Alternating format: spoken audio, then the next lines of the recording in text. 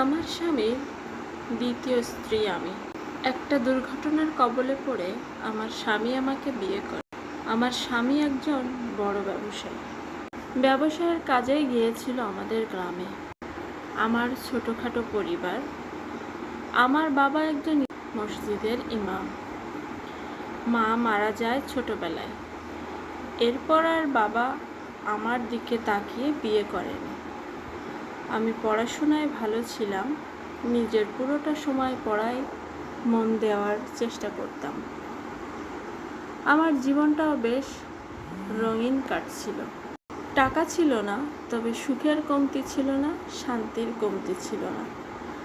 বড় কোনো আশা ছিল না, তবে বাবার জন্য কিছু একটা করার ইচ্ছে সবসময় ছিল।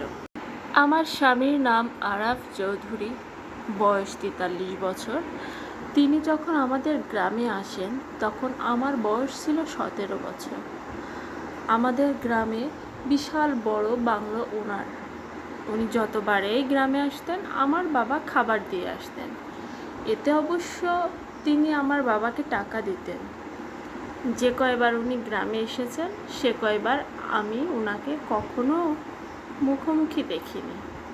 যেদিন আমার সাথে তার মুখোমুখি দেখা হয় সেদিনেই ওনার সাথে আমার বিয়ে হয়। ঘটনা আরও 3 মাস আগের। উনি গ্রামে এসেছিলেন ব্যবসায়ের কাজে। বরাবরই গ্রামে আসলে রান্নার ভারটা আমার উপরেই পড়ে। যেদিন দেখি বাড়িতে অনেক ভালো মন্দ রান্না হচ্ছে সেদিন বুঝতে পারি উনি এসেছেন। শেষবার যখন উনি এসেছিলেন সেদিন রান্না করে বাবাকে ডাকতে গিয়ে দেখি তিনি শুয়ে আছেন। অবেলায় শুয়ে থাকতে দেখে বাবার কাছে গিয়ে লক্ষ্য করলাম বাবা ভীষণ জ্বরে কাতরাচ্ছেন। আমার উপস্থিতি টের পেয়ে বাবা আমাকে বললেন, আয়শা মা, তুমি খাবারটা চৌধুরী সাহেবের জন্য নিয়ে যাও। আজকে আমার শরীর ভীষণ খারাপ লাগছে। বাইরেও বৃষ্টি, গতরে একদম শক্তি নেই যে উঠে খাবার নিয়ে যাব। বাবার শারীরিক কষ্ট বুঝতে পেরে আমি এই বাদল বৃষ্টি ভেদ করে কচু পাতা মাথায় দিয়ে ওনার বাড়িতে যাই। বেলা তখন দুপুর 2টো। আমি যেতেই আরাফ চৌধুরী আমার দিকে তাকিয়ে জিজ্ঞেস করলেন, কি চাই? এখানে কেন এসেছো? আমি কিছুটা ভয়ে কাঁপতে কাঁপতে উত্তর দিলাম, আপনার জন্য খাবার নিয়ে এসেছি। বাবা ভীষণ অসুস্থ, তাই আসতে পারিনি। সেদিন এতটাই ভয়ার্ত ছিলাম যে ওনার মুখের দিকে তাকিয়ে কথা বলার সাহস পাচ্ছিলাম না। শরীরটা থরথর করে কাঁপছিল। আমাকে কাঁপতে দেখে উনি হালকা গলায় জিজ্ঞেস করলেন, কাঁপছো কেন? সামনে তো বাঘ ভাল্লুক বসে নেই। খাবার কি সবসময় তুমিই রান্না করো? আমার ভয়ার্ত গলায় উত্তর আসলো, জি স্যার, আমিই রান্না করি। তিনি বেশ স্বাভাবিক গলায় আমাকে বললেন, খাবারটা টেবিলের উপর রেখে চলে যাও। আর রাতে রান্নার প্যারা নিতে হবে না।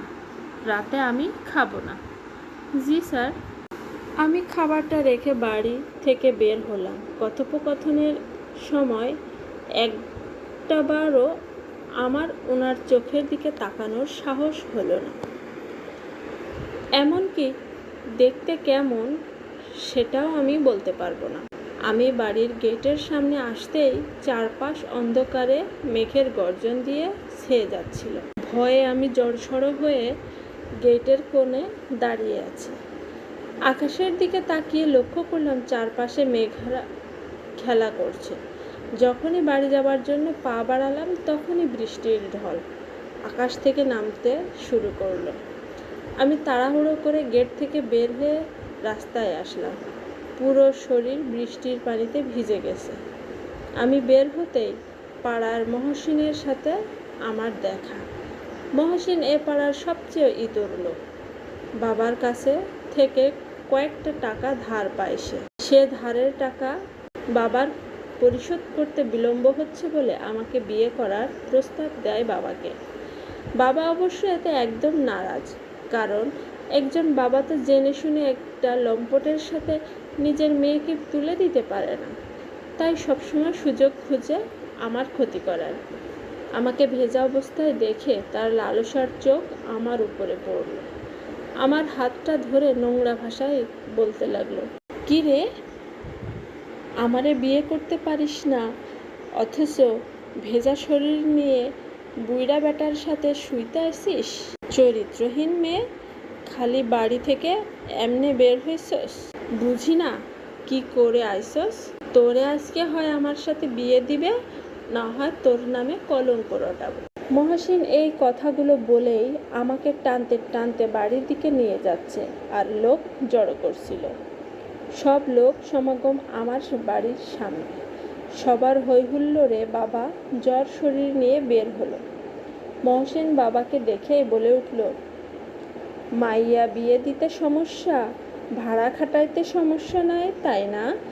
বুইড়া বেটার কাছে মাইয়া পাঠাইছেন খুশি করে টাকা আনার জন্য। এরপর গ্রামের কিছু মানুষকে উদ্দেশ্য করে বলল, এই আয়েশার বাপ একটা ভণ্ড হুজুর, নিজে ইমামতি করে মাইয়াটারে ভাড়া খাটায়। এই বাদলা দিনে এ মাইয়া বাংলো থেকে বের হয়েছে। বাংলোতে একা শুধু আরাব চৌধুরী থাকে, এটা সবার জানা। ভেজা শরীর নিয়ে লুকিয়ে বের হতে গিয়েই আমার হাতে ধরা পড়েছে। এটা তো সমাজের জন্য ক্ষতি। এই নষ্টা মেয়ের জন্য আর ভণ্ড হুজুরের জন্য তো সমাজ নষ্ট হইব। যদিও মাইয়া খারাপ, তবুও এতদিন আয়েশার বাপ আমাদের নামাজ পড়াইছে, সে সুবাদে একটা সুযোগ দেয়া যায়। আমি চাই আয়েশারে বিয়ে করতে।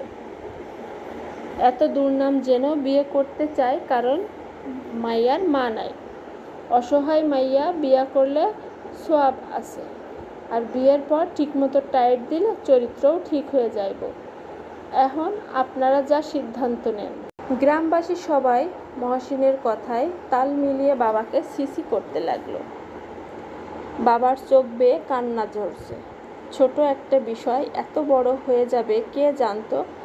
কান্না গলায় বাবা বলল, দরকার হয় সমাজ ছাইড়া চইলা যামু, তবুও আমার মেয়ের এই লম্পটের হাতে তুলে দিব না। চৌধুরী সাহেব অনেক ভালো মানুষ, আমি ওনাকে কাছ থেকে চিনি। সে ভরসায় নিজের শরীর খারাপ ছিল তাই আয়েশাকে দিয়ে খাবার পাঠাইছি। আমার মেয়ে নষ্টা না। একটা লম্পট ছেলের কথায় আমার মেয়েকে দয়া করে এই অপবাদ দিবেন না। মহসিনকে লম্পট বলায় মহসিন রেগে আমার বাবার কাছে তেড়ে গিয়ে বাবার গালে থাপ্পড় কষিয়ে দিল। বলল, নষ্টা মেয়ে জন্ম দিয়ে নষ্টামি করে আমাকে লম্পট বলা? গ্রামবাসীও বাবাকে মারার জন্য তেড়ে আসতে লাগলো। সত্যি বলতে সেখানে যারা উপস্থিত ছিল সবাই মহসিনের কথায় উঠছিল বসছিল। আমি বুঝতে পারছিলাম তাদের মহসিন আগে টাকা দিয়ে কিনে এই নাটক সাজিয়ে ফেলেছে। সুযোগের অপেক্ষায় থাকা মহসিন হুট করে সুযোগ পেয়ে আজকে ঝোপ বুঝে কোপ মারল। গ্রামবাসীকে এভাবে তেড়ে আসতে দেখে বাবা ভীষণ ভেঙে পড়ে, দাঁড়ানো থেকে মাথায় হাত দিয়ে বসে পড়ে। আমি গ্রামবাসীকে চিৎকার করে বোঝানোর চেষ্টা করেও পারছিলাম না। পাশের বাড়ির মালতী চাচি আমার চুল ধরে বলতে লাগলো, নষ্টা একটা, তোর জন্য তো আমাদের মেয়েরা নষ্ট হবে। মহসিন যে তোকে বিয়ে করতে চাইছে, শুকরিয়া করে বিয়ে কর, না হয় বাপ বেটিকে চুল ন্যাড়া করে গ্রাম ছাড়া করব। পরিস্থিতি খারাপের দিকে মোড় নিল। বাবা বসে আর কোনো কথা বলতে পারছিল না। আমি নিজেও মাটিতে বসে চিৎকার করে কাঁদতে লাগলাম। হুট করে একটা কণ্ঠ সব কিছু নিস্তব্ধ করে দিল পিছন থেকে। আরাব চৌধুরী বজ্র কণ্ঠে বলে উঠলেন, সমস্যা আমাকে নিয়ে। মেয়েটা আমার বিছানায় গিয়েছে, তাহলে মহসিন কেন বিয়ে করবে? এত উদার মানুষ হলে তো সমস্যা। সমস্যা যেহেতু আমাকে নিয়ে, এই মেয়েকে বিয়ে আমিই করব। মেয়ের বাবা একজন সম্মানিত লোক, তার পিছনে আপনারা নামাজ পড়েন, সেই মানুষটাকেই আপনারা অসম্মান করছেন, বিবেক কি বিকিয়ে দিয়েছেন? আয়েশার বাবাকে সবাই চেনে, কতটা সৎ তিনি। তারপরও আপনারা যা নয় তা বলছেন, আর মেয়ের দোষের শাস্তি বাবাকে কেন দিচ্ছেন? দোষ যেহেতু মেয়ে করেছে আর আমি এতে জড়িত, আয়েশাকে বিয়ে আমিই করব। আরাব চৌধুরীর কথা শুনে সবার মুখ বন্ধ হয়ে গেলেও মহসিন বলে উঠল, এসব মুখে বলাই সম্ভব। বিয়ে করলে এখন এ মুহূর্তে করেন। আমি কাজী রাখি, বড়লোকের মুখের কথার দাম নাই। আরাফ চৌধুরী মহসিনের কলার ধরে বলে উঠল, যাকে ডাকা ডাক। আমি এ মুহূর্তে আয়েশাকে বিয়ে করব। আমি এক কথার মানুষ, আমার জবান শক্ত। এরপর গ্রামবাসীর তোপে পড়ে আমার বিয়েটা হলো। কিভাবে সবটা পাল্টে গেল নিজেও বুঝলাম না। বাবা সেই যে মাথায় হাত দিয়ে মাটিতে বসেছিল, আর কথা বলেনি। বিয়ের পরদিন বাবা কষ্ট সহ্য করতে না পেরে হার্ট অ্যাটাক করে মারা যায়। সবার অপমান, এত সব কথা, নিজের মেয়ের এমন করে বিয়ে, এসব বাবা সইতে পারেনি। বাবার মৃত্যুটা আমাকে একদম হতাশ করে দেয়। এই গ্রামের মানুষ আমার কাছে বিষের মতো লাগতে শুরু করল। আমি বাবার কবরের মাটি হাতে নিয়ে শুধু বলেছিলাম, তোমার এ অপমানের প্রতিদান যেন প্রতিটা মানুষকে আল্লাহ দেয়। বাবা, আমি চেষ্টা করব মাথা উঁচু হয়ে বাঁচতে। যত কষ্ট হোক, যত সমস্যা হোক, আমার মাথা নোয়াবো না।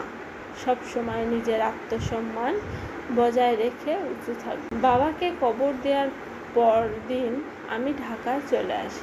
এর মধ্যে আমার স্বামীর সাথে আমার কোনো কথা হয়।